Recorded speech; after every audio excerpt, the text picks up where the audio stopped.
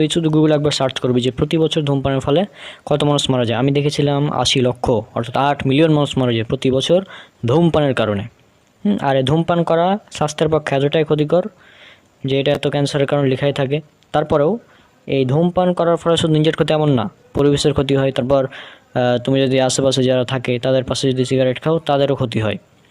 আর ওই রিপোর্টে আরও দেখেছিলাম যে প্রতি বছর প্রায় 8 মিলিয়ন মানুষ তো মারা যায় সরাসরি ধূমপানের কারণে, কিন্তু ধূমপানের ফলে প্রভাবিত হয়ে, অর্থাৎ মানে যারা ধূমপান করে না কিন্তু ধূমপায়ীদের আশেপাশে থাকে, এই জন্য তারাও এর দ্বারা মানে অ্যাট্রাক্ট হয়ে যায়, ফলে তারাও মারা যায়। এরকম মানুষের সংখ্যা প্রতি বছর প্রায় 1.2 মিলিয়ন।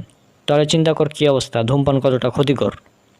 হ্যাঁ, এটা একদম স্বাস্থ্যের জন্য ক্ষতিকর, ইসলামে হারাম, মানে জাস্ট অনেক বড় একটা ক্ষতিকারক জিনিস। আর কোরআন হাদিসে তো মানে বিড়ি সিগারেটের নাম ধরে বলা থাকবে না যে এগুলো হারাম।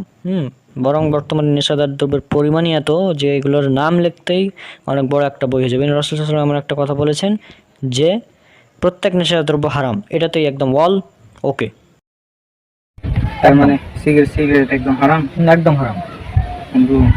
আচ্ছা বন্ধু, খাবো না। এমনিতে তো আমি নেশা করি না, মাঝে মধ্যে খাই। আজকে থেকে এত সামনে কথা দিলাম খাবো না, এই ফেলে দিলাম। আচ্ছা।